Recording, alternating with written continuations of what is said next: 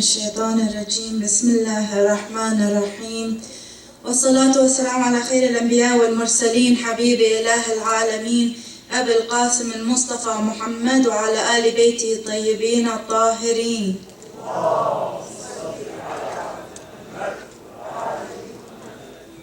Assalamu alaikum, brothers and sisters, wa rahmatullahi wa barakatuh.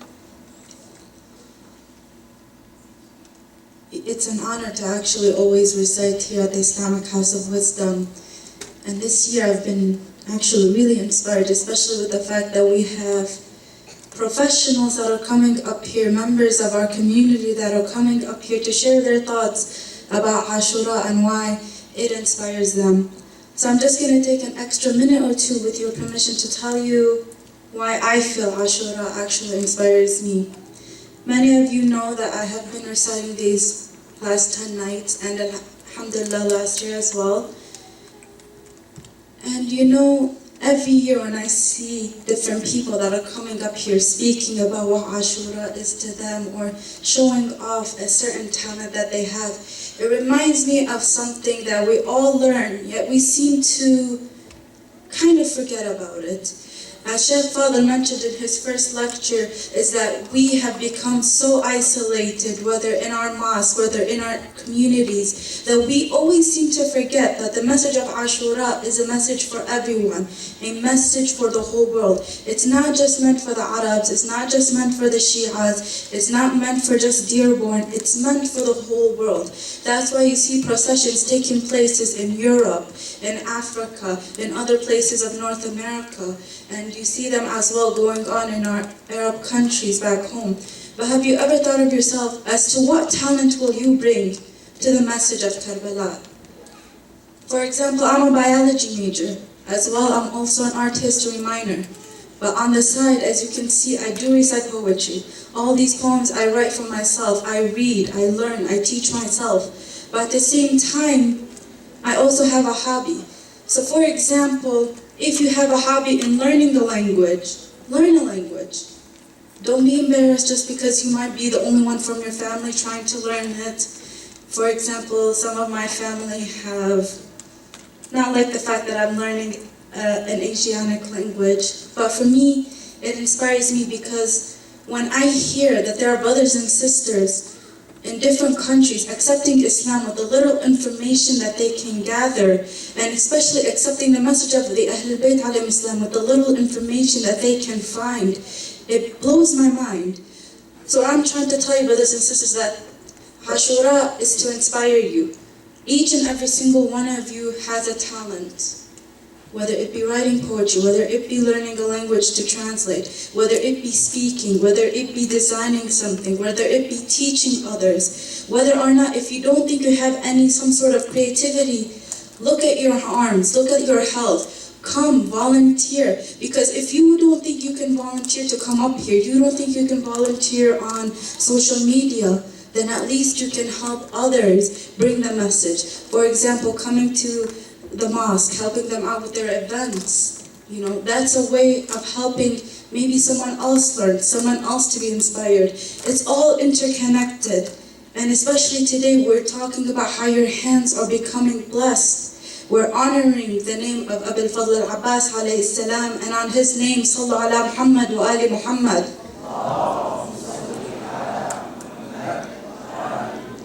We always remember as Abu Fadl alayhi salam as the greatest warrior of Karbala. Tall, very scary to the enemies, yet as well at the same time, how many of us know that he would be considered a marja of his own time? He had knowledge, he had wisdom. That's why when he spoke to his soul as he had the water in his hand, if any of you understand the Arabic poetry in that, it isn't just something that he was telling himself. He was telling it as a lesson for you to learn. It's something that he's reminding himself of why he shouldn't be putting himself before the Imam of his time. We, alhamdulillah, in Dearborn, our area code is 313. And inshallah, we will all be one of the 313 of Sahib al-Asr wal-Zaman. But if you don't take a virtue of one of those 72 companions, if you don't take a virtue of Abil Fadl alayhi salam, how can you call yourself one of the people that are waiting for the Imam? our brothers who don't respect their own blood sisters. Why do you consider Abu al-Fadl alayhi salam as your role model when he would not let the shadow of his sister be seen by others? And at the same time, our sisters, respect your brothers. Because how much love did Sayyidah Zainab alayhi salam show to Abu al-Fadl Abbas to make him respect her? And the same thing with Imam Hussein alayhi salam. And this reminds me of a hadith. A person came to Imam Ali alayhi salam and he told the Imam, I want to change. I want to change for the better. Everybody knows that the first step is hard, but it's not impossible.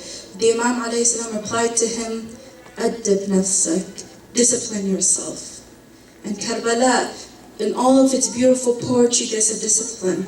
In all of its morals, there's a discipline. So brothers and sisters, I urge you, these 10 nights, take one lesson, change yourself throughout this whole year. And inshallah, next Muharram, next Shahr Ramadan, each and every event that you come to, you will be a better person. You will be a person closer to Allah subhanahu wa ta'ala.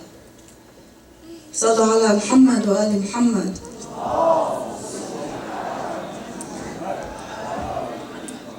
If you remember on the first night, I had mentioned that the moon is a mirage and the black flag a reality.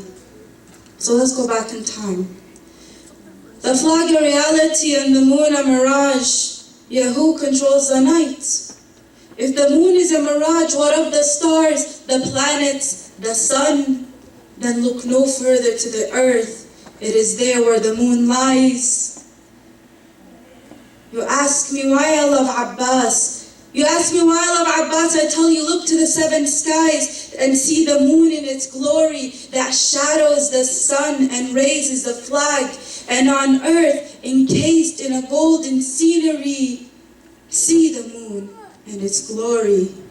When on one knee he watches the river, in his hands cool water, who would blame him for drinking? When his lips so dry, yet he's thinking, will Hussein get a sip of this cool water? He speaks to himself, yet his voice reaches our souls. O soul that watches the water, be patient. Be patient. If it wasn't for Hussein, you wouldn't have been created. So will you bend and drink this cool water? When for Hussein it was intended. O soul, be patient. Do you put yourself, O soul, in front of your master? By God, no, this is not what I was taught. By God, I do not falter.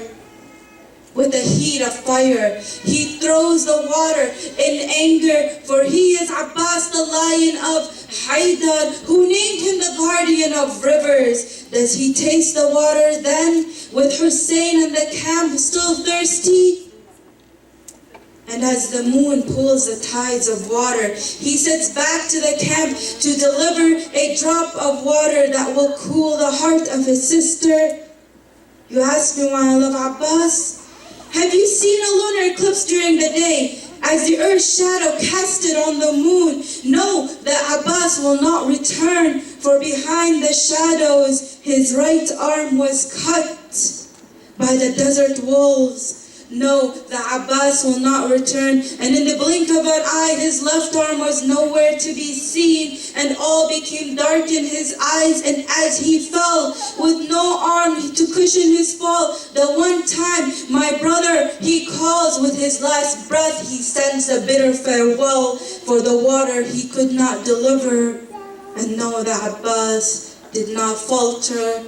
Hussein ran as fast as he could, for this farewell he understood. When he saw his brother bathed in blood, he could not stand. He fell to his knees and placed his head in his lap. Maybe hearing his voice, he'll wake up. But when hope fails, Hussein did not rise.